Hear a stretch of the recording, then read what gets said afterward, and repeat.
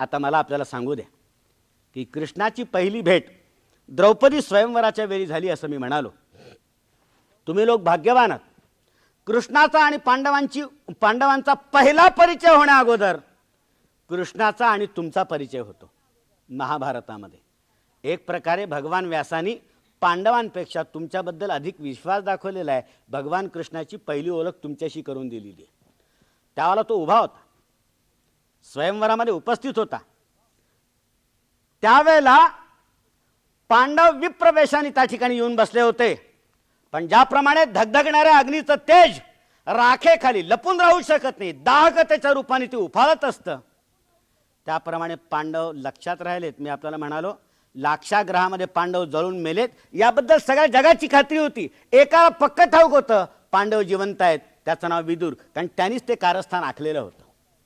आणि दोघांना अंदाज होता पांडव गेले नाहीत. त्यापैकी एक होता कृष्ण आणि दुसरा होता द्रुपद. आपली कन्या ही अर्जुनाला द्यावी असा संकल्प होता द्रुपदाचा. पांडव जर जळून भस्मसात झाले असतील तर आपला संकल्प विफल ठरेल. म्हणून त्यांनी हा अवघड पण ठेवला होता की हा अवघड पण जिंकण्याचं सामर्थ्य फक्त धनुर्धारी अर्जुनामध्येच आहे याची त्याला खात्री होती. हा पण ऐकून कदाचित अर्जुन प्रगट होऊ शकेल या आशेने त्यांनी द्रौपदीचं स्वयंवर आखलं होतं.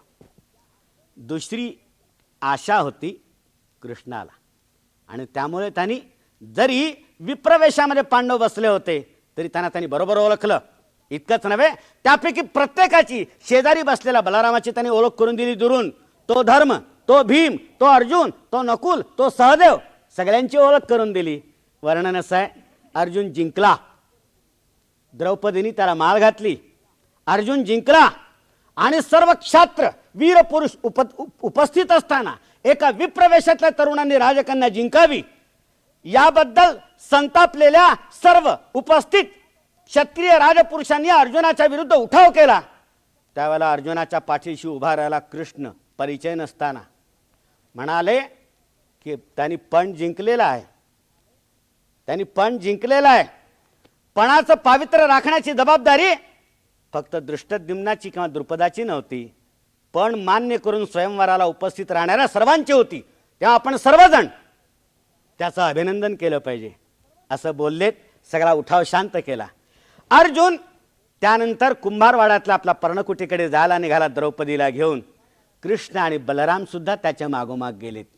पर्णकुटीमध्ये गेल्यावर कृष्ण कुंतीच्या पाया पडलेत आणि त्यांनी आपली ओळख करून दिली. म्हणाले, आत्या मी कृष्ण, हा बलराम.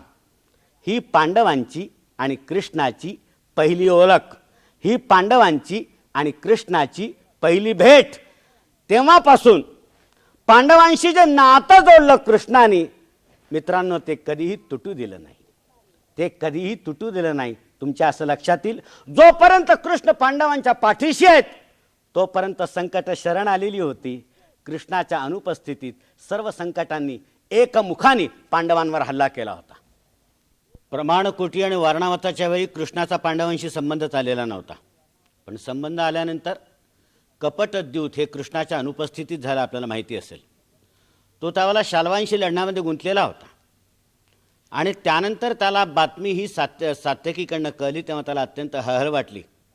तो म्हणाला, जर मी त्यावेळेला उपस्थित असतो तर मी मुळात द्यूतच होऊ दिलं नसतं, त्यानंतरच्या सगळ्या विटंबना टळल्या असत्या. कृष्ण पांडवांबरोबर नसल्यामुळे कपटद्यूत झालं, सतीची विटंबना झाली, अनुद्यूत झालं आणि त्यातून पांडवांच्या 13 वर्षाच्या विजनवासाचं संकट हे उद्भवलं. हे आपल्या लक्षात असेल. कृष्ण पांडवांबरोबर होता. आता प्रश्न असा आहे की कृष्ण पांडवांबरोबरच का होता, कृष्ण कौरवांबरोबर का राहिला नाही? कौरव हे त्यावेळेला सत्ताधारी होते, अत्यंत लोकप्रिय होते, कौरवांचा प्रभाव होता, दबदबा होता. अशा कौरवांचा आधार घेण्याऐवजी किंवा अशा कौरवांना आश्रय देण्याऐवजी कृष्णाने पांडवांना हाताशी का धरलं असावं? पांडव त्या मानाने दरिद्री होते, वनवासी होते, अल्पसंख्य होते, लोकांना तितकेसे ज्ञात सुद्धा नव्हते. आपल्या साधी गोष्ट लक्षात येईल, कौरव पांडवांचं युद्ध झालं तेव्हा एकूण 18 अक्षौहिणी सैन्य लढलं. त्यापैकी 11 अक्षौहिणी सैन्य हे कौरवांच्या बाजूने होतं आणि पांडवांच्या बाजूने फक्त 7 अक्षौहिणी सैन्य होतं. कौरवांच्या बाजूने असणाऱ्या 11 अक्षौहिणी सैन्यात या देशातली सर्व राज्य, सर्व राजघराणी गुंतलेली होती. याचा अर्थ संपूर्ण भारतवर्षाचा पाठिंबा कौरवांना होता आणि पांडवांच्या 7 अक्षौहिणी सैन्यामध्ये त्यांचे आप्त होते. द्रुपदाशी संबंध आल्यामुळे मिळालेले आप्तजन हे पांडवांच्या सैन्यामध्ये होते. कौरवांच्या सैन्यामध्ये अधिक सैन्यशक्ती होती, शस्त्रशक्ती होती, द्रव्यशक्ती होती, जनशक्ती होती.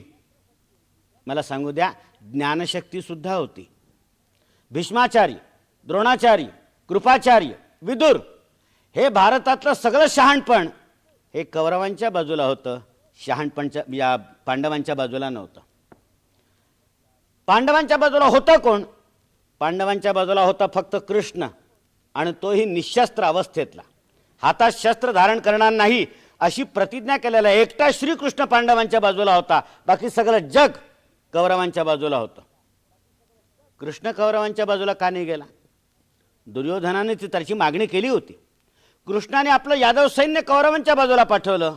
एकटा निशस्त्र अवस्थेत पांडवांच्या पाठीशी उभा राहिला. का उभा राहिला? त्याचं कारण काय? आपल्या कदाचित माहिती असेल, भारताच्या इतिहासामध्ये 2 परंपरा होत्या. एक वसिष्ठ परंपरा होती, दुसरी विश्वामित्र परंपरा होती. ते आपल्याला माहिती आहे. वसिष्ठ परंपरा ही ज्ञानोपासकांची परंपरा, तपस्वी लोकांची परंपरा. विश्वामित्र परंपरा ही सत्तेची आराधना करणारी परंपरा आणि शस्त्रोपासक परंपरा. ब्राह्म परंपरा आणि क्षात्र परंपरा या ढोबळ नावाने आपण या दोन्ही परंपरांना ओळखता. आपल्याला माहीत असेल की वसिष्ठ परंपरा जी आहे ती विश्वामित्र परंपरेकडे तुच्छतेने पाहत असे, आणि विश्वामित्र परंपरा जी आहे ती वसिष्ठ परंपरेला नगण्य लेखित असे. या दोन्ही परंपरा सुरुवातीच्या काळापासून तो आज तागायत टिकून आहेत असं आपल्याला दिसेल.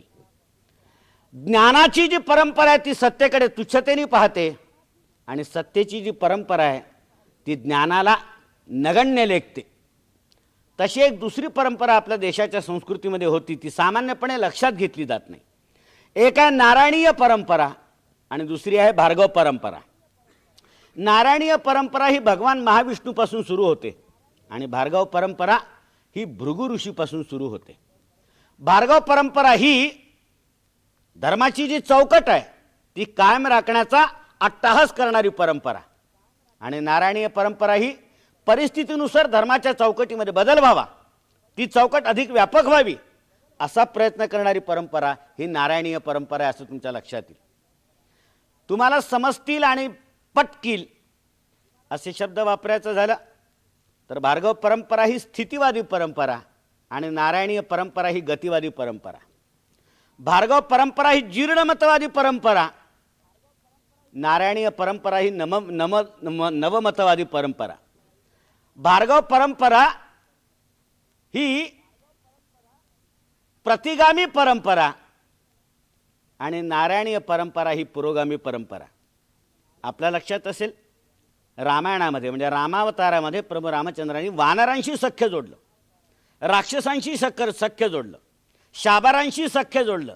या देशातल्या ज्या आदिवासी अशा जमाती होत्या त्या जमातींशी सख्य जोडलं आणि भारतीय संस्कृतीच्या मायपोटामध्ये त्या सर्वांना समाविष्ट करून टाकलं. परिणामी भार्गव परंपरेचा त्याला विरोध सहन करावा लागला. शिवधनुष्याचा भंग करण्याच्या आरोपावरून स्वतः परशुरामांनी रामचंद्राला आव्हान दिलं, हे तुम्हाला आठवत असेल. तुमच्या माझ्या सुदैवाने रामचंद्रांनी परशुरामाचा पराभव केला आणि नारायणीय परंपरा आपला विकासाचा मार्ग चालत राहिली. महाभारतामध्ये म्हणजे कृष्णावतारामध्ये आपल्या लक्षात असेल की पांडवांच्या वनवासाच्या निमित्तानं असाच त्यांचा राक्षसांशी संबंध आला, असाच त्यांच्या इथल्या आदिम जमातींशी वनवासी जमातींशी संबंध आला. कृष्णाच्या अष्टनायिकापैकी एक जांबुवती होती, तुम्हाला आठवत असेल, आणि भीमसेनाचं एक लग्न हिडिंबेशी झालेलं होतं, त्यांचे स्वैर संबंध जोडलेले होते. या सगळ्या जमातींना भारतीय संस्कृतीच्या विशाल मायपोटामध्ये सामावून घेण्याचा प्रयत्न कृष्णाने महाभारतामध्ये केला.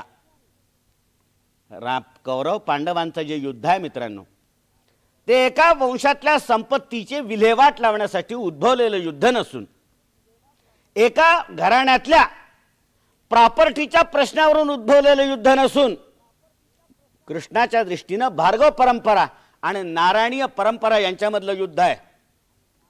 कौरव भार्गव परंपरेचे होते, याचं कारण द्रोणाचार्यांचे शिष्य होते. द्रोणाचार्य परशुरामाचे शिष्य होते. कृष्णाने पांडवांना हाताशी धरण्याचं कारण नारायणीय परंपरेला पुन्हा एकदा भार्गव परंपरेवर मात करण्याची संधी आपल्याला देता यावी यासाठी कृष्णाने अल्पसंख्य, दरिद्री, वनवासी पण अत्यंत शूर आणि नेकीच्या अशा पांडवांना हाताशी धरलं. कौरव पांडवांच्या युद्धाच्या निमित्तानं भार्गव परंपरेवर पुन्हा एकदा नारायणीय परंपरेला विजय संपादन करता आला. त्यामुळे मित्रांनो, आजपर्यंत तुमची माझी संस्कृती ही जगामध्ये टिकून आहे. इतिहास असं सांगतो की रोमचं अत्यंत भव्य विराट अशा रीतीचं साम्राज्य इतिहास जमा झालं. कार्थेजची संस्कृती नष्ट झाली. भारतीय संस्कृती अद्याप टिकून आहे. याचं कारण असं आहे की भारतामध्ये उत्पन्न झालेल्या परमेश्वर तुल्य अशा रीतीच्या महापुरुषांनी नारायणीय परंपरा अक्षुण्ण राखण्याचा प्राणपणाने प्रयत्न केला. कौरव पांडवांचा युद्ध हा त्याचा एक भाग आहे. म्हणून कृष्णाने पांडवांना पाठिंबा दिला. शेवटपर्यंत पांडवांच्या तो पाठीशी राहिला. काय पांडव भाग्यवान आहेत. असतील वनवासी, असतील दुर्दैवी, असतील दरिद्री, असतील कमी संख्येचे, पण निशस्त्र असा का होईना पण भगवान कृष्णासारखा महापुरुष त्यांच्या पाठीशी होता. इतकंच नव्हे, या पांडवांवर कृष्णाने इतकं प्रेम केलं हो, अर्जुनावर सुद्धा इतकं प्रेम केलं. त्या अभिमन्यू वधाच्या वेळेला संतप्त झालेल्या अर्जुनाने जेव्हा आत्मघातकी अशी प्रतिज्ञा केली त्यावेळेला कृष्णाने त्याची निर्भत्सना केली. भावनेपेक्षा कर्तव्य श्रेष्ठ असतं आणि वीरपुरुषांनी रणांगणामध्ये भावनेला महत्त्व द्यायचं नसतं म्हणून त्याची कानउघाडणी केली. कितीही संतापला अर्जुनावर तरी वर्णन असं आहे महाभारतातलं, रात्रभर कृष्णाला झोप आली नाही. अपरात्री त्याने आपल्या वाहकाला उठवलं, दारुकाला, आणि रथ सूर्योदयापूर्वी सज्ज करायला सांगितला. घोड्याचा खरारा करून ठेवायला सांगितला. त्याला आंघोळ घालायला सांगितली. चारा पाण्याची व्यवस्था करायला सांगितली. शस्त्राचा पुरेसा पुरवठा करून ठेवायला सांगितलं. दारुकाला कृष्ण म्हणाला, उद्या सकाळी सूर्यास्तापूर्वी मला अर्जुनाला जयद्रथाकडे घेऊन जायचं आहे. एवढं बोलून कृष्ण थांबला नाही. सूर्यास्तापूर्वी अर्जुनाच्या हातून जयद्रथाचा मृत्यू झाला नाही तर जयद्रथाला मारण्याची व्यवस्था मला करावी लागेल. कुठल्याही परिस्थितीमध्ये अर्जुन वाचला पाहिजे. इतकी तळमळ अर्जुनाच्या संरक्षणाबद्दल कृष्णाला लागली असल्याचं आपल्याला महाभारत सांगतं. अत्यंत प्रेम केलं त्यांनी पांडवांवर. पांडवांसाठी कृष्णाने कोणत्या भूमिका स्वीकारल्या नाहीत मला सांगा. राजसूय यज्ञामध्ये लहानातली लहान सेवा या माणसाने आप खुशीने पत्करली आणि पांडवांच्या यज्ञामध्ये ती बजावली. अर्जुनाकरता कृष्ण हा सारथी झाला. खरं म्हणजे मार्गदर्शन करण्याचं त्याचं सामर्थ्य आणि पात्रता, तो अर्जुनासारख्या महावीराचं सारथ्य कर्म पत्करायला तयार झाला. दुय्यम कर्म पत्करायला तयार झाला. किती कमीपणा पत्करावा कृष्णाने. उद्योग पर्वामध्ये शिष्टाई विफल झाल्यानंतर परतीच्या प्रवासात कर्णाला कृष्णाने बरोबर घेतलं आणि राज्याचं प्रलोभन दाखवलं. त्याच्या जन्माचं रहस्य त्याच्याजवळ उघड केलं. राज्याचं प्रलोभन त्याला दाखवलं. ज्यांच्याशी जन्मभर वैर केले ते सगळे पांडव हे कर्णाचे दास बनतील म्हणून सांगितलं. युधिष्ठिर त्याचा युवराज बनेल म्हणून सांगितलं आणि भीमार्जुन त्याची सेवा करतील. नकुल आणि सहदेव त्याच्यावर छत्रचामर ढळतील. जन्मभर सूतपुत्र म्हणून पांडवांकडूनच अवहेलना सहन करणाऱ्या कर्णाला पांडव आपले दास बनण्याची कल्पना किती मोहप्रद वाटली असेल याची आपण कल्पना करा. कृष्णाने नको दाखवायला तेही आमिष कर्णाला दाखवलं. तू पांडवांचा मोठा भाऊ या नात्याने जर आमच्या पक्षाला आलास तर द्रौपदी तुझी सुद्धा बायको होईल. हे प्रलोभन कृष्णाने दाखवायला नको होतं, कर्णाला दाखवायला नको होतं, कोणत्याच पुरुषाने दुसऱ्या पुरुषाला असं प्रलोभन दाखवायला नको. हे सुद्धा कृष्णासारखा महापुरुष कर्णासारख्या माणसाला दाखवायला का प्रवृत्त झाला. त्याचंही एक कारण पांडवांबद्दलचं प्रेम हे आहे. जर कर्ण पांडवांच्या पक्षाला आला तर दुर्योधनाचा पक्ष आपोआप दुर्बल होईल आणि त्यानंतर पांडवांचा विजय सुनिश्चित होईल. त्यासाठी अत्यंत कमीपणा पत्करून यासारखं प्रलोभन सुद्धा कर्णाला तो दाखवायला तयार झाला. आणि दुसरं कारण असं आहे की कृष्णाने शेवटपर्यंत कौरव पांडवांचं युद्ध टाळण्याचा प्रयत्न केला, याचंही एक ते उदाहरण आहे. वंशक्षय टाळावा, कर्ण जर पांडवांच्या पक्षाला येऊन मिळालं असतं तर कदाचित युद्ध करण्याची हिंमत दुर्योधनामध्ये राहिलीच नसती. शेवटपर्यंत हा प्रयत्न कृष्णाने केला, त्यासाठी तो पांडवांच्या बाजूला उभा राहिला असं आपल्या लक्षात येईल. आणि त्यानंतर त्या 18 दिवसाच्या युद्धाच्या काळामध्ये कृष्णाने जी कपटं केलीत, कृष्णाने ज्या लबाड्या केल्यात, कृष्णाने जो खोटेपणा केला, मला आपल्याला सांगू द्या, त्याच्या स्वतः करता नव्हतं, स्वार्थासाठी नव्हता. जे काही होतं ते पांडवांना वाचवण्यासाठी, आणि केवळ पांडवांना वाचवण्यासाठी नाही, संपूर्ण महाभारत वाचवण्यासाठी कृष्णाने केलं असं तुमच्या लक्षात येईल. जी उदाहरणं आपण आत्ता पाहिलीत, घटोत्कचाच्या मृत्यूच्या वेळची, कर्णाच्या मृत्यूच्या वेळची जी उदाहरणं आपण पाहिलीत, पराभवाच्या वेळची जी उदाहरणं पाहिलीत, त्यातून तुमच्या लक्षात येईल कृष्णाचं कपट निश्चित होतं, पण त्यात त्याचा वैयक्तिक स्वार्थ नव्हता. पांडवांच्या कल्याणाकरता ते त्यांनी केलं होतं. इतकं प्रेम पांडवांवर कृष्णाने केलेलं होतं, इतकं प्रेम केलेलं होतं. काय गंमत आहे, केवढा मोठा होता कृष्ण, कृष्णाची इयत्ता केवढी होती, काय पात्रता होती, काय सामर्थ्य होतं कृष्णाचं. सामान्यपणे ते कृष्ण चरित्राचा विचार करताना किंवा भक्ती करताना लक्षात घेतलं जात नाही, म्हणून मला आपल्याला सांगणं भाग आहे. भीष्म पर्वाच्या सुरुवातीला कृष्णाने अर्जुनाला गलितगात्र झाल्यामुळे चेतना येण्याकरता भगवद्गीता सांगितली, हे आपल्याला आठवत असेल. खरं म्हणजे सांगण्याची गरज काय, अर्जुनाला माहिती नव्हतं कौरव पांडवांचं युद्ध होणार, याचा निर्णय झाल्यानंतर आपल्याला कुणाशी लढायचं आहे, कोणासमोर उभं राहायचं आहे, हे अर्जुनाला माहिती नव्हतं. भीष्म, द्रोण, कृप, विदुर हे प्रतिपक्षाला आहेत हे त्याला माहिती नव्हतं. आपले सगळे आप्त गुरुजन प्रतिपक्षाला आहेत हे त्याला माहिती नव्हतं. पण जे माहिती होतं ते जेव्हा प्रत्यक्ष त्याच्यासमोर दत्त म्हणून उभं राहिलं, तेव्हा अर्जुनाच्या अंतःकरणामध्ये मोह झाला. हा एक तात्कालिक मोह असतो, या मोहाचा प्रभाव इतका मोठा असतो की अर्जुन त्यामुळे अगदी गलितगात्र होऊन गेला. जगप्रसिद्ध असणारा कोणताही शल्य विशारद असेल की ज्याच्या हाती सोपवलेलं एकही प्रकरण विफल झाल्याचा इतिहास नसेल, अशा वैद्य विशारदाला स्वतःचा सख्खा मुलगा टेबलवर घेताना मोह उत्पन्न होणं अनपेक्षित नाही. इतरांची शरीरं निर्विकारपणे फाडू शकणाऱ्या वैद्याला स्वतःच्या मुलाच्या शरीरावर शस्त्र चालवताना विचलित व्हायला झालं तर त्यामध्ये आश्चर्याचं काही नाही. हा तो मोह आहे आणि तो मोह होणं स्वाभाविक आहे. त्या मोहाचं निराकरण करणं ही कृष्णाची जबाबदारी होती. खरं म्हणजे कृष्णाचं आणि अर्जुनाचं नातं हे होतं की कृष्णाने अर्जुनाला आज्ञा जरी केली असती की बाकीचे नखरे करायचे नाहीत, मुकाट्याने मी सांगतो म्हणून युद्धाला उभा राहा, मी आपल्याला सांगतो, अर्जुन युद्धाला उभा राहिला असता. पण तशा रीतीने युद्ध प्रवृत्त झालेला अर्जुन कृष्णाला नको होता. त्याच्या मनामध्ये उत्पन्न झालेला मोह नाहीसा व्हावा आणि आपण होऊन स्वकर्तव्याचं भान होऊन अर्जुनाने युद्धाला उभं राहावं अशी कृष्णाची अपेक्षा होती. म्हणून त्यांनी ते भगवद्गीता सांगितली. भगवद्गीता सांगितली, अर्जुन युद्धाला उद्युक्त झाला. त्यानंतर भगवद्गीता शिल्लक राहण्याचं काही कारण होतं? जे प्रयोजन होतं अर्जुनाला युद्ध प्रवृत्त करण्याचं, ते प्रयोजन एकदा साध्य झाल्यानंतर भगवद्गीता शिल्लक राहण्याची काही आवश्यकता नव्हती. मला तहान लागली, आपण मला पाणी दिलं, मी पाणी प्यालो. एकदा तहान भागल्यानंतर पाण्याचं प्रयोजन माझ्या आयुष्यातलं संपलं. गीता का शिल्लक राहावी? गीता शिल्लक राहण्याचं कारण काय? आपल्याला असं दिसेल, अर्जुनाची मागणी होती म्हणून गीतेचा जन्म झाला. अर्जुन युद्ध प्रवृत्त झाला, युद्धामध्ये विजयी झाला, पांडव सिंहासनावर बसलेत, पांडव नाहीसे झालेत. त्यानंतर हस्तिनापूरच्या सिंहासनावर अनेक राजवटी आल्या आणि मावळल्या. गीता अद्याप शिल्लक आहे.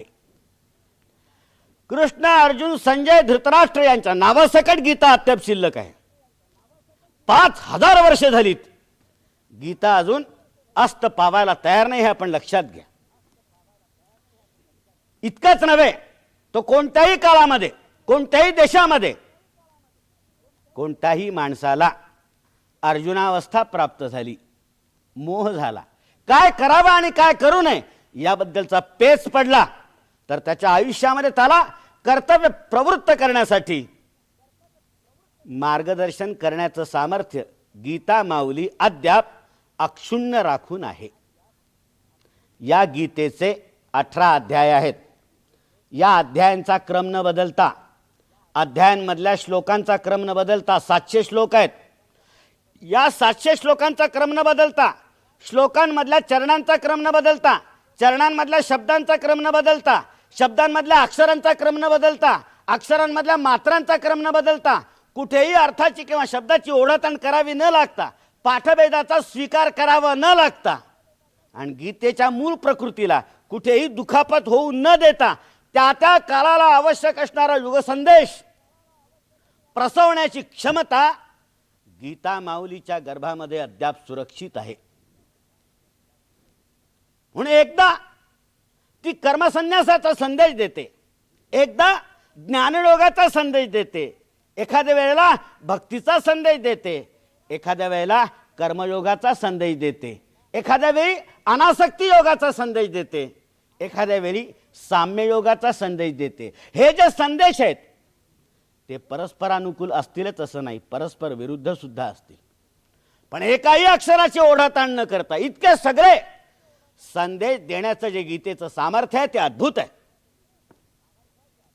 आमचे विनोबा असं म्हणाले होते की ज्याप्रमाणे होमिओपॅथीच्या औषधाची जितकी जास्ती घुटाई होते तितकी त्याची पोटेन्सी वाढते, शक्तिगर्भता वाढते.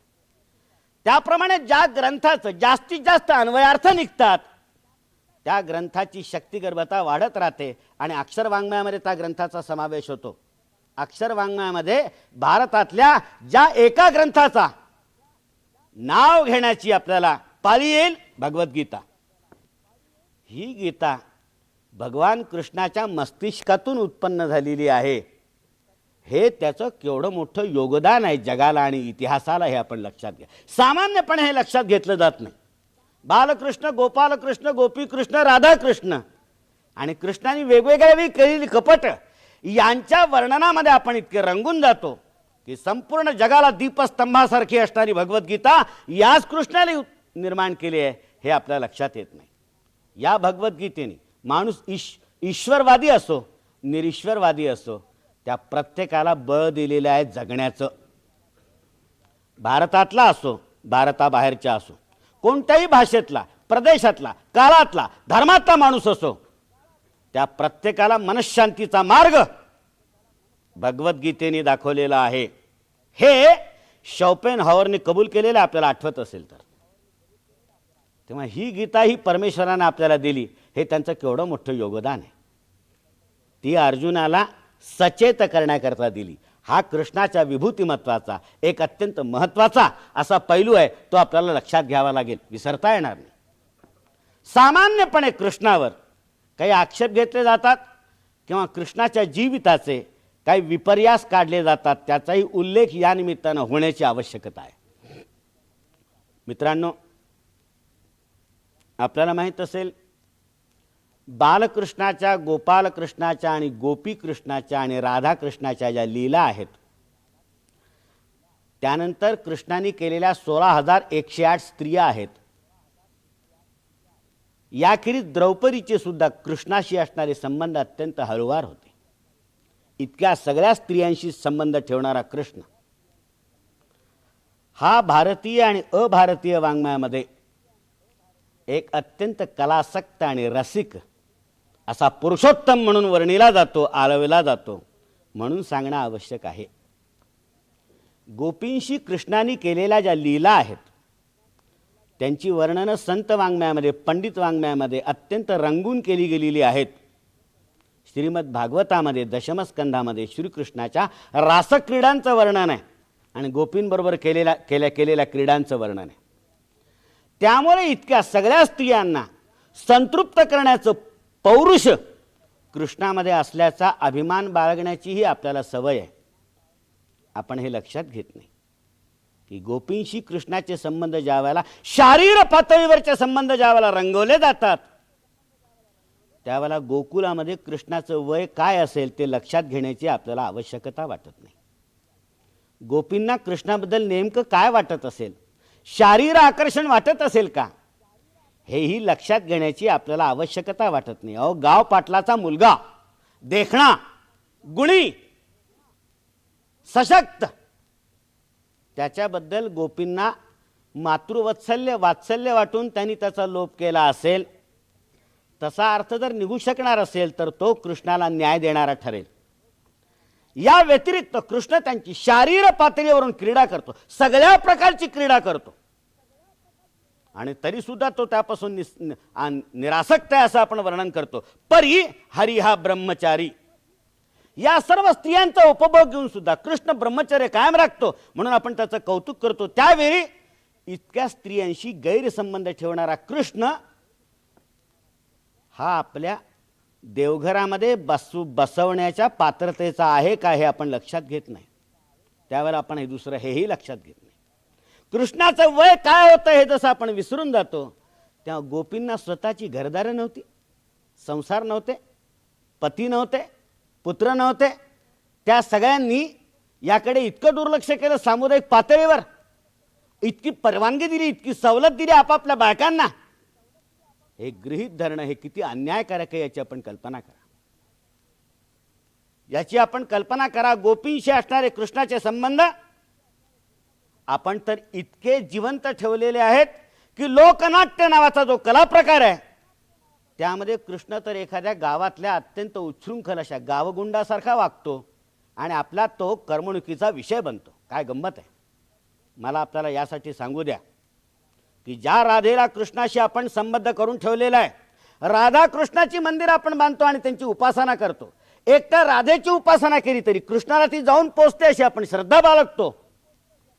मला आपल्याला सांगू द्या, राधा महाभारतामध्ये नाही, राधा श्रीमद भागवतामध्ये सुद्धा नाही, राधेचं नावही नाही. अनया राधितो नूनम भगवान हरिरीश्वर असा एक चरण आहे. अनया आराधितो, तिने आराधना केलेला, त्याच्यावरून अनय आणि राधा अशी नावं आपण काढलीत आणि कल्पित कथा आपण तयार केली. राधा कृष्ण चरित्रामध्ये 10व्या शतकामध्ये येते, विष्णू धर्मोत्तर पुराणाच्या द्वारे. तोपर्यंत ना ती महाभारतात आहे, ना हरिवंशात आहे, ना श्रीमद भागवतात आहे. काय वर्णन केली आपण त्याची, ते आपण त्याचा आपण विचार करा. आणि आपल्या देवतेची विटंबना या प्रकारच्या वर्णनाने आपणच केलेली आहे, हेही आपण विसरू नका. स्वतःचा किंवा सामान्य माणसाचा शृंगार, धीट आणि उत्तान शृंगार रंगवण्याची सोय नसल्यामुळे आपण त्यासाठी भगवान कृष्णाला वेठीला धरलं आणि त्याचा शृंगार अत्यंत चविष्टपणे रंगवण्याचा प्रकार केला. 16,108 स्त्रियांशी कृष्णाने लग्न केलं, त्याचंही आपण कौतुक करतो. आपण हे लक्षात घेत नाही. 16,000 राजकन्या प्राग ज्योतिषपूरचा राजा नरकासूर यांनी तुरुंगात ठेवल्या होत्या. त्या राजकन्यांच्या आर्त आळवणीला प्रतिसाद देण्याकरता कृष्ण द्वारकेहून निघाला पराक्रम गाजवीत. त्यांनी प्राग ज्योतिषपूरचा पाडाव केला, नरकासुराचा वध केला आणि 16,000 राजकन्यांची त्यांनी मुक्तता केली. अत्यंत देखण्या असणाऱ्या त्या 16,000 राजकन्या मुक्त झाल्यानंतर त्यांना मार्ग कोणता होता, त्यांना दिशा कोणती होती, आता आम्ही कुणीकडे जावं असा प्रश्न त्यांच्या मनामध्ये उद्भवला असेल. त्या प्रश्नाचं उत्तर भगवान कृष्णाच्या आयुष्याच्या रूपाने त्या ठिकाणी सिद्ध होतं. आपण लक्षात घ्या, एखाद्या तात्कालिक संकटाच्या किंवा गुंडाच्या तावडीतून एखाद्या स्त्रीची मुक्तता केली की स्त्री मुक्तीचा प्रश्न तिथे सुटत नसतो, सुरू होत असतो. याचं कारण अशा एखाद्या संकटाचा डाग लागलेली जी स्त्री असेल तिचं स्वागत त्यानंतर प्रत्येक नाक्यावर करण्यासाठी संकट वासून उभी असतात. एक आणि दुसरी गोष्ट, अशा कलंकित कुमारिकेचा स्वीकार खुद्द जन्मदाते करीत नाहीत. अत्यंत भरोशाची अशी स्वतःच्या घराची दारं सुद्धा त्यांच्याकरता बंद झालेली असतात. आई वडील सुद्धा त्यांना आश्रय द्यायला तयार होत नाहीत. अशा वेळेला त्यांच्यापुढे मार्ग कोणता आणि दिशा कोणती? अवघं आकाश आणि दाही दिशा त्यांच्याकडे विकटपणाने पाहून हसत असतात. गेल्या कुठे तर स्वातंत्र्य त्यांना मिळत नाही. शृंखलांतर होतं. एका शृंखलेतून बाहेर पडल्या आणि दुसऱ्या शृंखलेमध्ये अडकल्यात. 16,000 राजकन्यांचं भवितव्य अशा रीतीने लोंबकलत राहिलं असताना कृष्ण पुढे झालेत आणि त्यांनी त्या सर्व मुलींशी लग्न केलं स्वतः. आता या मुलींकडे वाकड्या नजरेने पाहण्याची हिंमत, कुठल्याही समाजकंटकांची होण्याची भीती नव्हती. याचं कारण आता त्या कृष्ण स्त्रिया होत्या. नरकासुराच्या तुरुंगातून मुक्त झाल्यानंतर त्यांचं समाजामध्ये अत्यंत प्रतिष्ठेने असं पुनर्वसन कृष्णाच्या या प्रयत्नामुळे झालं आणि त्यांना एक प्रकारचं संरक्षण मिळालं. कृष्ण हा स्त्रियांच्या अब्रूचा अपहार करणारा आहे की उद्धार करणारा आहे ते आपल्याला याच्यावरून दिसेल. 16,108 स्त्रिया असल्याबद्दल कृष्णाचा फार बोभाटा झाला. गोपी क्रीडेबद्दल, रासक्रीडेबद्दल, राधेशी असणाऱ्या संबंधाबद्दल, 16,108 स्त्रिया करण्याबद्दल कृष्णाच्या चारित्र्याचा अत्यंत बोभाटा झाला. मला आपल्याला सांगू द्या, अथर्व वेदामध्ये एक श्रीकृष्णोपनिषद आलेला आहे. त्या श्रीकृष्णोपनिषदामध्ये एक लहानशा रहस्याचा उलगडा केलेला आहे. रुचोपनिषदस्तावै ब्रह्मरूपा रुच स्त्रिया. आपल्या वेदांमधल्या ज्या एकूण ऋचा आहेत त्या ऋचांची श्लोकसंख्या 16,108 होते. ऋग्वेदामध्ये 10,580 ऋचा आहेत. यजुर्वेदामध्ये 4,348 ऋचा आहेत आणि उपनिषदांमध्ये 1,180 ऋचा आहेत. या सर्वांची बेरीज केली तर 16,108 असा आकडा निघतो.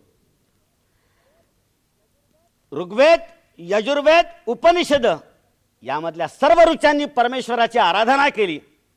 त्या ऋचांना स्त्रीरूप मिळालं आणि कृष्णाशी महाभारतामध्ये त्यांचा विवाह झाला असा त्याचा अर्थ निघतो. त्या कृष्णाची आपण बदनामी करतो. तमाशाच्या द्वारा, लोकनाट्यांच्या द्वारा, गीतांच्या द्वारा, नाटकांच्या द्वारा त्या कृष्णाच्या या रसिकतेची आपण बदनामी करतो. आपल्यामध्ये असणाऱ्या उणिवांची भरपाई आपण या पुरुषोत्तमाच्या जीवनामध्ये झालेली पाहतो.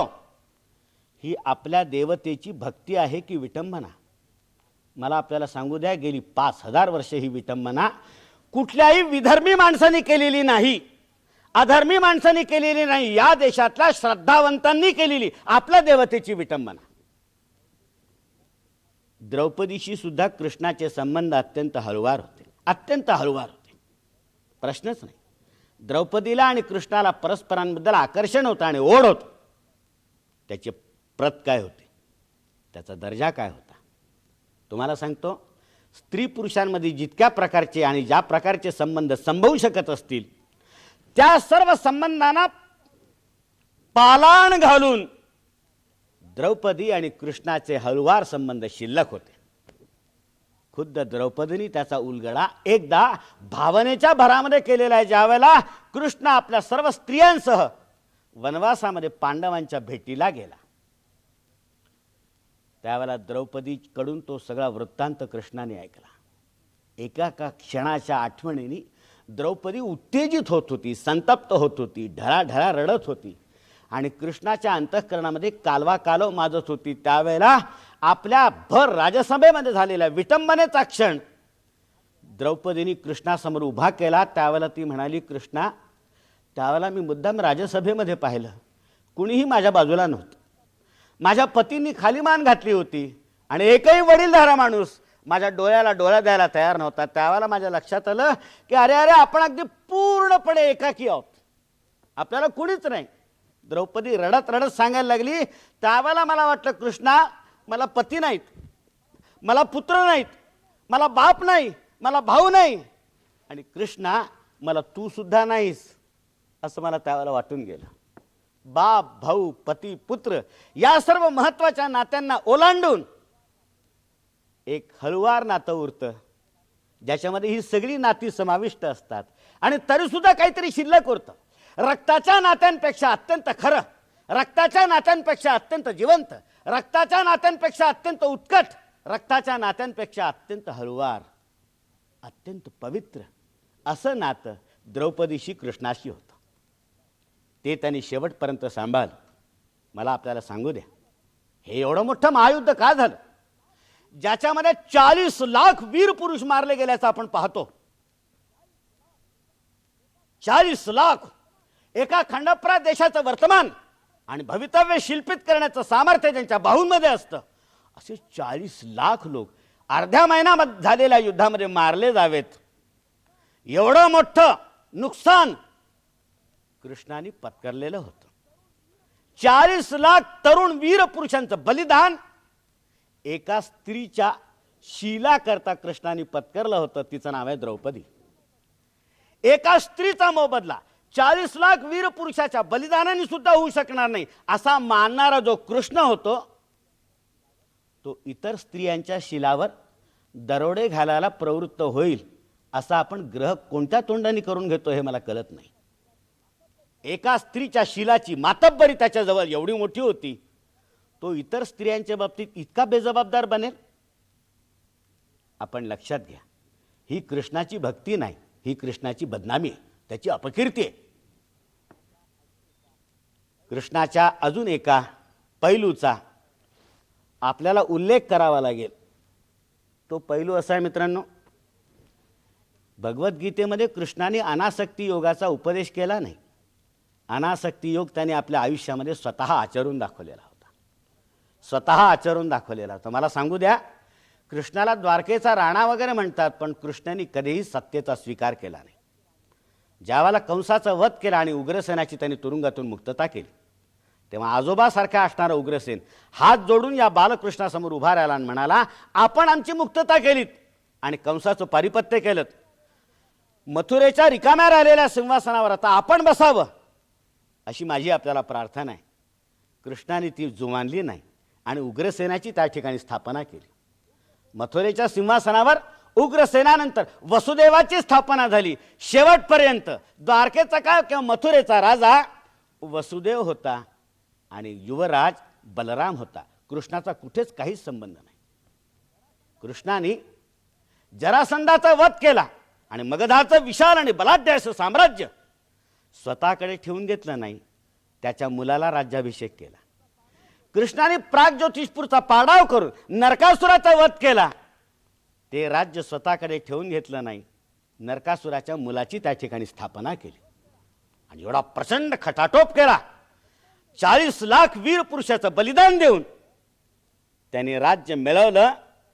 त्या राज्याचा मोह स्वतः धरला नाही, पांडवांची त्या ठिकाणी स्थापना केली आणि एकदा पांडवांची स्थापना केली, आपला अवतार कृत्य जणू समाप्त झालं असं समजून कृष्णाने पांडवांचा निरोप घेतला. अश्वमेधिक पर्वामध्ये युधिष्ठिराला राज्याभिषेक झाला, त्याला कृष्ण थांबला आणि त्यानंतर युधिष्ठिराने अश्वमेध यज्ञाचा संकल्प केला आणि अर्जुनाला अश्वमेध अश्वाबरोबर संरक्षणासाठी रवाना केला. कृष्ण अश्वमेध यज्ञासाठी थांबला नाही हस्तिनापुरामध्ये, तो द्वारकेला परत गेला.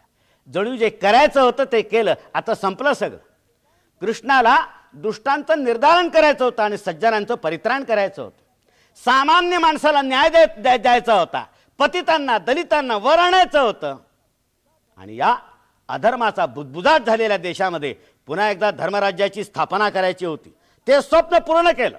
कंसाला मारलं, त्याचा सासरा असणारा जरासंधाला मारलं, संपूर्ण क्षात्र वंश निर्धास्त केला, नरकासुराचं पारिपत्य केलं आणि या देशामधल्या स्त्रीत्वाचं संरक्षण केलं आणि कौरवांचा निपात करून अधर्माचा नायनाट केला जगातून आणि धर्मराज्याची संस्थापना केली पांडवांवर त्या ठिकाणी बसून. आता आपलं काम संपलं असं म्हणून कृष्ण त्या ठिकाणी निरोप घेऊन निघून गेला.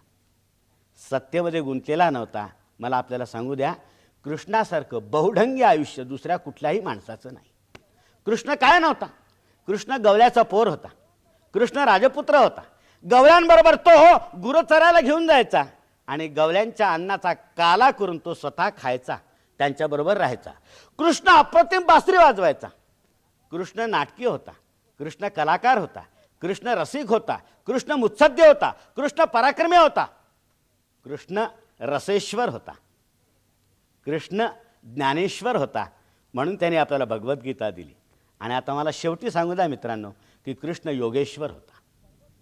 त्याच्या आयुष्याचा सर्वोच्च असा पैलू जर कोणता असेल तर तो योगेश्वर कृष्ण असा होता. त्यामुळे तऱ्हेतऱ्हेचे सर्व प्रकारचे अनुभव घेऊन कृष्णाचं आयुष्य एकांगी नाही, बहुविध आहे. सर्व प्रकारचे अनुभव त्यांनी घेतलेत. कुठेही कुचराई केलेली नाही, पण त्या अनुभवापैकी कुठल्याही अनुभवामध्ये त्यांनी स्वतःला गुंतवून टाकलं नाही. कृष्णाला आई होती, वडील होते. दत्तक आई होती, दत्तक वडील होते. कृष्णाला भाऊ होता, कृष्णाला बहीण होती. कृष्णाला मित्र होते, गोकुळातले मित्र होते, वृंदावनातले मित्र होते. कृष्णाला सख्या होत्या, गोपी होत्या, गोप होते, गवल्याची मुलं होती. कृष्णाला बायका होत्या, कृष्णाला मित्र होते, कृष्णाला द्रौपदीसारखी सखी होती. या सगळ्यांसाठी आवश्यक असणारं सगळी कामं कृष्णाने काटकसर न करता केली. या नात्यांवर जेवढं प्रेम करायचं आणि या नात्यांसाठी जे काही करायचं ते कृष्णाने करून दाखवलं. त्या बाबतीत कुठेही त्यांनी कृपणपणा दाखवला नाही. अत्यंत प्रेम केलं या सगळ्यांवर. मला सांगू द्या, यापैकी एकाही प्रेमामध्ये कृष्ण कुठेही गुंतलेला नाही. अहो, प्रभास पट्टणामध्ये त्या पर्व काळाच्या वेळी मद्यप्राशन करून सगळे यादव खेळायला लागलेत. त्यात बलराम हा रुक्मीशी द्यूत खेळायला लागला. रुक्मी हा रुक्मिणीचा सख्खा भाऊ. बलरामाला त्याने हरवलं. त्याचा इतका संताप आला बलरामाला की त्यांनी रुक्मीला मारून टाकलं. अक्षरशः रुक्मीला मारून टाकलं. आपल्या लाडक्या पत्नीचा लाडका भाऊ आपल्या मोठ्या भावाकडनं मारला गेला. एका शब्दाने सुद्धा कृष्णाने त्याचा जाब बलरामाला विचारला नाही. मोठा भाऊ आहे, रुक्मिणीची समजूत आपण काढू कशी काढायची ते, पण मोठ्या भावाला बोलायचं नाही. त्याच्यावर जे प्रेम केलं ते कमी केलं नाही. बहिणीवर जे प्रेम केलं ते कमी केलं नाही. सगळ्यांवर प्रेम केलं आणि सगळ्यांची कर्तव्य पार पाडलीत. पण कृष्ण कुठेही आसक्त झाला नाही, लिंपित झाला नाही, मनाने गुंतला नाही. मला सांगा, असा एक तरी प्रसंग महाभारतामध्ये किंवा कृष्णाच्या चरित्रामध्ये येतो का की ज्यावेळेला कृष्ण हा असा तंद्री लागून बसलेला आहे, त्याचं लक्ष कशात लागत नाही आहे. रुक्मिणीने त्याला विचारलं तेव्हा त्यांनी सांगितलं की मला गोकुळाची आठवण येते, मला राधेची आठवण येते आणि त्यामुळे मी विव्हल झालो आहे. असा एक तरी प्रसंग आहे का? सगळ्यांवर करावं तितकं, करू नये तितकं प्रेम करून सुद्धा कृष्ण कोणामध्येही गुंतला नाही, कोणाच्याही आठवणीने विव्हल झाला नाही, व्याकुळ झाला नाही. राम स्वतःच्या पत्नीच्या वियोगामुळे इतका रडला असं वर्णन आहे रामायणामध्ये. उत्तराम चरित्र तर असं म्हणतं, अपि ग्रावा रोदित्यपि दलती वज्रस्य हृदयम. दगडाला पाझर फुटला रामाचा विलाप ऐकून आणि वज्राचं हृदय सुद्धा दुभंग झालं. इतकं प्रेम सीतेवर रामचंद्राने केलं आणि त्याच्याकरता तो धाय मोकलून रडला. कृष्णाने इतकंच प्रेम सहवासातल्या सगळ्यांवर केलं, पण कुणाकरताही त्याच्या डोळ्यामध्ये पाणी आल्याचं आपल्याला दाखवता येणार नाही. कृष्ण रडला एकदा, पण तो मनापासून नव्हे, नाटक म्हणून रडला. नाटक म्हणून रडला. युद्ध समाप्त झालं आणि युद्ध समाप्त झाल्यानंतर घरातला एकमेव वडीलधारा माणूस असणारा काका धृतराष्ट्र त्याचे आशीर्वाद घेण्यासाठी युधिष्ठिराला जायचं होतं. पण त्याला हिम्मत नव्हती, उजागरी नव्हती की कसे आशीर्वाद घ्यावेत. काका, तुमच्या 100च्या 100 पोरांना आम्ही मारून टाकलं, या आनंदाप्रित्यर्थ तुमचे आशीर्वाद आम्हाला द्या असं म्हणता तरी कसं येणार होतं. तेव्हा धृतराष्ट्राशी तोंड देणं याची हिम्मत आपल्यामध्ये नाही असं म्हणून, पण करणं तर आवश्यक आहे, त्यांचा आशीर्वाद घेणं तर आवश्यक आहे, त्यांना भेटणं आवश्यक आहे. म्हणून युधिष्ठिराने कृष्णाला विनंती केली. कृष्ण म्हणाला, तुम्ही काही काळजी करू नका, माझ्याबरोबर या. आणि कृष्ण नेतृत्व करून त्यांना घेऊन धृतराष्ट्राकडे गेला. गेल्या गेल्या धृतराष्ट्राच्या पाया पडला, गांधारीच्या पाया पडला, ओळख करून दिली, मी कृष्ण. मग तो धृतराष्ट्राच्या शेजारी बसला. त्याचा हात त्याने आपल्या हातात घेतला, दोन्ही हातांमध्ये असा तो गच्च दाबला आणि तो दाबल्यानंतर कृष्णाने हमसून हमसून रडायला सुरुवात केली, एक शब्द न बोलता. कृष्ण रडायला लागला तेव्हा धृतराष्ट्राचा बांध फुटला आणि त्याने ओक्साबोक्षी रडायला सुरुवात केली. गांधारी रडायला लागली. सगळं रडणं संपलं, शांत झाला. मग कृष्णाने डोळे पुसलेत, युधिष्ठिराला खूण केली की आता तुम्ही या. मग युधिष्ठिर आला, पाया पडला, आपली ओळख करून दिली. एक एक पांडव आला, दोघांचेही पाया पडलेत, आपापली ओळख करून दिली. धृतराष्ट्र म्हणाला, माझा भीमसेन कुठे आहे?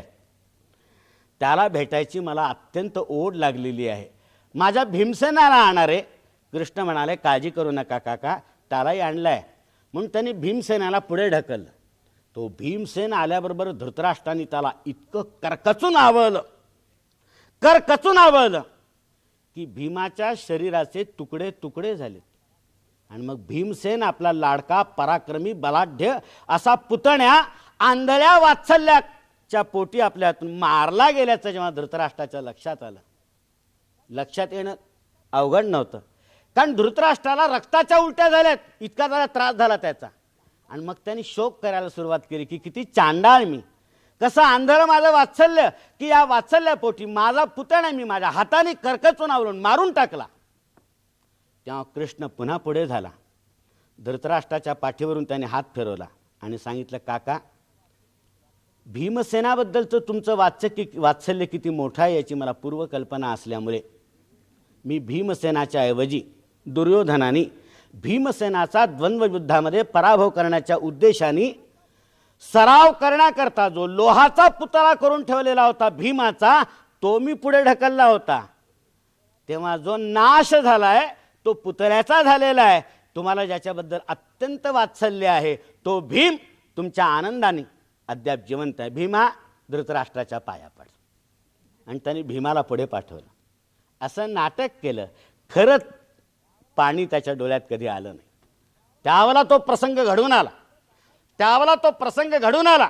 तो गांधारीच्या पाया पडला. तेव्हा गांधारी त्याला म्हणाली, कृष्णा, माझी मुलं लहान होती, मूर्ख होती, अज्ञानी होती. आपल्या कृत्याचे परिणाम काय होईल ते त्यांना दिसत नव्हते आणि दिसले तरी पटत नव्हते.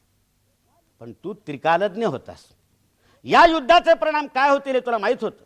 एका वंशाचा क्षय होणार हे माहीत असताना सुद्धा तू या लोकांना परावृत्त करण्याचा प्रयत्न केला नाही. युद्ध होऊ दिलंस आणि आमच्या हयातीत आमच्या वंशाचा नाश आम्हाला पाहायला लावला. हे तुझं कृत्य माझ्या दृष्टीने क्षम्य नाही. मी तुला शाप देते की तुलाही तुझ्या हयातीत आपल्या डोळ्यासमोर आपल्या संपूर्ण वंशाचा संहार झाल्याचं पाहावं लागेल. कृष्ण त्यावेळेला म्हणाला, बाई, तू मला शाप दिलायस, पण खरं विचारशील तर मला तो आशीर्वाद रूप झालेला आहे. आजपासून 36 वर्षांनी मला माझ्या वंशाचा क्षय झालेला पाहावा लागेल. या तुझ्या शापामध्ये आजपासून 36 वर्ष माझे पांडव पृथ्वीचं राज्य सांभाळतील हेही मला पाहावं लागेल असा आशीर्वाद लपलेला आहे. तुझ्या मुलांना 13 वर्ष राज्य करायला मिळालं, माझ्या पांडवांना 36 वर्ष राज्य करायला मिळेल असा आशीर्वाद दिल्याबद्दल मला अत्यंत कृतज्ञता वाटते. त्यानंतर राहिला तुझा आरोप. युद्ध टाळण्याचा मी प्रयत्न केला नाही. मी युद्ध टाळण्याचे माझ्या परीने प्रयत्न केलेत. माझं ऐकून पांडवांनी युद्धापासून परावृत्त होण्याचं कबूल केलं असतं. तुझ्या मुलांची परिस्थिती काय? जी मुलं आईबापाच्या ऐकण्यात नाहीत ती माझ्या ऐकण्यात असतील असं गृहीत धरून मला शाप देण्यात काय अर्थ आहे? पण तरी सुद्धा तू शाप दिलायस. मी तुला आश्वासन देतो, शाप देण्याची गरजच नाही मुळी. आजपासून 36 वर्षांनी मीच हा संपूर्ण नाट्यप्रयोग माझ्या हाताने गुंडाळणार आहे. तू काही काळजी करू नकोस. कृष्ण कुठे राज्यामध्ये गुंतलेला नव्हता, सत्तेमध्ये गुंतलेला नव्हता. उलट मित्रांनो, गणराज्याची स्थापना कृष्णाने केली. कृष्ण हा गणराज्याचा संस्थापक, लोकसत्तात्मक राज्य पद्धतीचा, सामान्य माणसाच्या राज्याचा तो संस्थापक होता असं आपल्याला दिसेल. कृष्ण कुठेही गुंतलेला नव्हता. आता तुमच्या प्रश्नाचं उत्तर देतो. कृष्णाने प्रतिज्ञा केली, शपथ घेतली होती की रणांगणातून पळ काढला नसेल आणि आयुष्यात कधीही असत्य भाषण केलं नसेल. नोक्त पूर्वम मया मिथ्या स्वैरश्वपि कदाचन, स्वैर गप्पांमध्ये सुद्धा कधीही खोटं माझ्या तोंडून निघालं नसेल तर उत्तरेच्या पोटातला गर्भ जिवंत होईल. उत्तरेच्या पोटातला गर्भ जिवंत झाला ही वस्तुस्थिती आहे. त्यामुळे पांडवांचा वंश शिल्लक राहिला. पण याचा अर्थ कृष्णाने खरंच कधी खोटं भाषण केलं नाही. कृष्णाने खरंच कधी रणांगणातून पळ काढला नाही. कृष्ण चरित्र सांगतं की खोटं बोलण्याची एकही संधी कृष्णाने सोडली नाही. रणांगणातून पळ काढण्याचं तर त्यांनी उच्चांक मोडलेला आहे. मग हा आंतरविरोध आपल्याला कसा सोडवता येईल, कसं त्याचं आपल्याला निराकरण करता येईल, त्याचं उत्तर देण्याचं मी आपल्याला आश्वासन दिलं होतं. ते हे उत्तर इथे आहे. कृष्ण सर्वात होता, पण कृष्ण कुठेही नव्हता. कुठेही लिंपित नसणाऱ्या माणसाला कुठलाही डाग लागत नसतो, हे आपण लक्षात घ्या. बँकेमध्ये जे कॅशियर लोक असतात त्यांचा मला नेहमी मत्सर वाटत असतो की मला संपूर्ण आयुष्याची कमाई म्हणून नोटांचं जेवढं बंडल पाहता सुद्धा येत नाही तेवढं हे लेखाचे रोज हाताळत असतात. हाताळत नसतात, एकमेकाच्या अंगावर फेकतात. घे इतके लाख आहेत, ठेवून घे, नोंद कर. मला त्यांचा मत्सर वाटतो की किती बापरे, किती नोटा यांना हाताळायला मिळतात, लाखो रुपये. अरे लाखो रुपये हे तर कर्जाऊ देतात.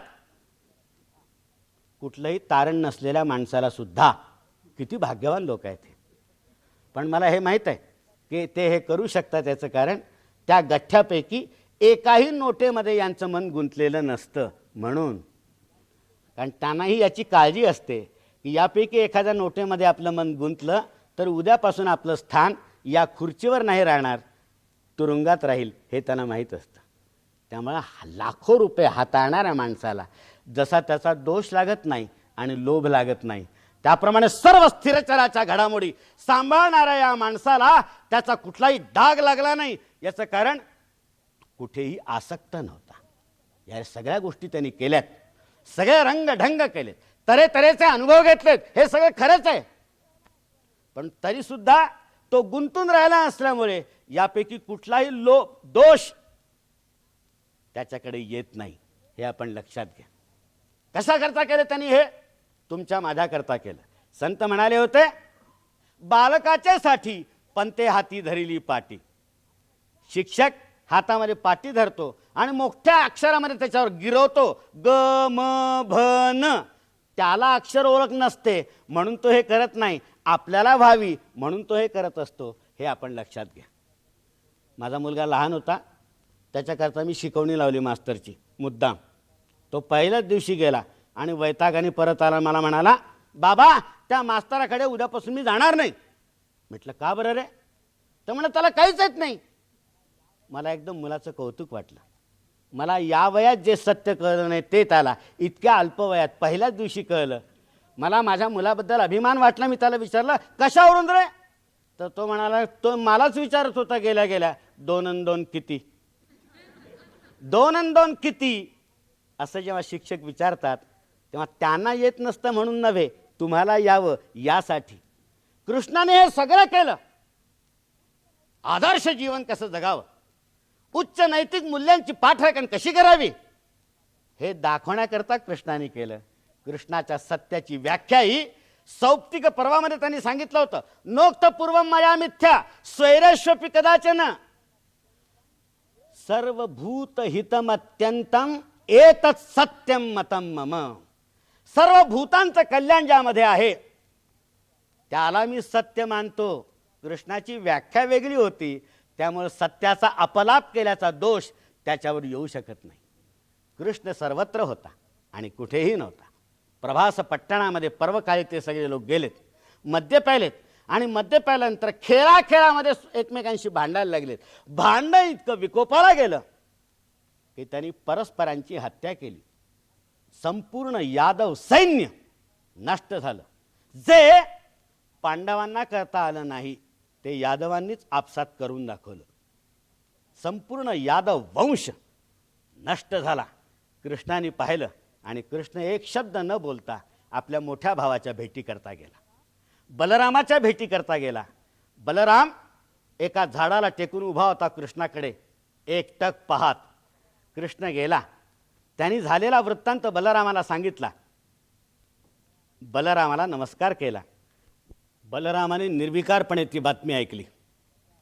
कृष्णाकडे पाहत असतानाच त्याच्या अस्तित्वातून एक शेष बाहेर पडला, सरसरत अरण्यामध्ये निघून गेला आणि बलरामाचा देह जमिनीवर कोसळला. कृष्णाने पुन्हा एकदा प्रणाम केला आणि कृष्ण परतला. त्यानंतर कोणालाही न भेटता कृष्ण अरण्यामध्ये चालत राहिला. कृष्ण चालत राहिला. एक झाड पाहिलं, त्या ठिकाणी कृष्ण थांबला. त्या झाडाला टेकून बसला. एक गुडघा त्यांनी उभा केला, त्याच्यावर दुसरा पाय आडवा धरला, हात छातीशी बांधलेत आणि कृष्णाने डोळे मिटलेत. कृष्णाचा तळवा उघडा दिसला एका व्याधाला आणि तो तळव्याचा आकार त्याला एखाद्या हरणाच्या चेहऱ्यासारखा दिसला. हरिण असावा असं समजून त्या यक्कश्चित व्याधाने एक बाण मारला. तो कृष्णाच्या तळपायामध्ये घुसला आणि संपूर्ण सृष्टीचं सूत्रचालन करणारा हा महापुरुष एकदम गतप्राण झाला. कृष्णाने आयुष्यामध्ये किती खेळ केलेत, किती पराक्रम केलेत, किती कंटकांचं पारिपत्य केलं, किती बलाढ्य आणि अहंकारी अशा उन्मत्त राक्षस तुल्य अशा लोकांचा त्यांनी विनाश घडवून आणला. यापैकी कुणालाही त्यांनी आपला वध करण्याचं श्रेय मिळू दिलं नाही. जन्म त्याचा तुरुंगात झाला आणि अंत अरण्यात अशा एका निर्जन ठिकाणी एका यक्कश्चित व्याधाच्या हस्ते झाला. कृष्णाने आपली सामान्यपणाची जी भूमिका होती, जीवनाच्याच बाबतीत नव्हे, जन्ममृत्यूच्याही बाबतीत खरी करून दाखवली. कुठेही गुंतलेला नव्हता. सगळ्या जगाकडे एक वार पाहिलं, डोळे मिटून घेतलेत आणि कृष्णाने समाधी लावली. समाधीस्थ असणाऱ्या अवस्थेमध्ये व्याधाचा बाण त्याच्या पायांना लागला आणि कृष्णाचा अवतार समाप्त झाला. मित्रांनो, जन्मापासून तो मृत्यूपर्यंत किती प्रसंग, किती खेळ, किती पराक्रम, किती दैदिप्यमान अशा रीतीची वीरकृत्य कृष्णाच्या आयुष्यामध्ये प्रगट झालेली आहेत. प्रत्येक कृत्य एका महाकाव्याचा विषय बनावं इतकं प्रभावी आहे. त्याचा जन्म आणि त्याचा मृत्यूसुद्धा तितकाच प्रभावी आहे. कृष्णाच्या जन्मामुळे कंसाच्या छातीमध्ये धडकी उत्पन्न झाली असेल, पण तुम्हा माझ्या सर्वसामान्य माणसांना, तुमच्या माझ्यासारख्या एकदम दिलासा वाटला. एक एक कृत्य असं स्फूर्तिदायक होतं आणि त्यामुळे कृष्णाच्या हयातीमध्येच त्याच्यामध्ये त्याच्याबद्दल तऱ्हेतऱ्हेच्या दंतकथा उत्पन्न झाल्यात. त्या दंतकथांचंच एक वेगळं कृष्णायन झालं आणि हजारो वर्षांपासून ते लोकांमध्ये लोकप्रिय ठरलं असं आपल्याला दिसेल. आपल्या जीवनामध्ये केलेल्या बुद्धीच्या आणि शक्तीच्या कृत्यांमुळे ज्यांनी संपूर्ण त्रैलोक्याला प्रभावित करून टाकलं आणि आपल्या मृत्यूनी, अत्यंत दिव्य अशा रीतीच्या अनासक्त मृत्यूनी ज्यांनी संपूर्ण द्यावा पृथ्वीला आपल्या प्रकाशाने प्रक्षाळून टाकलं, असा महापुरुष भगवान कृष्णाच्या नंतर तुमच्या माझ्या इतिहासामध्ये दुसरा झाला नाही. वसुदेव सुतं देवं कंस चाणूरमर्दनम देवकी परमानंदम कृष्णं वंदे जगद्गुरु.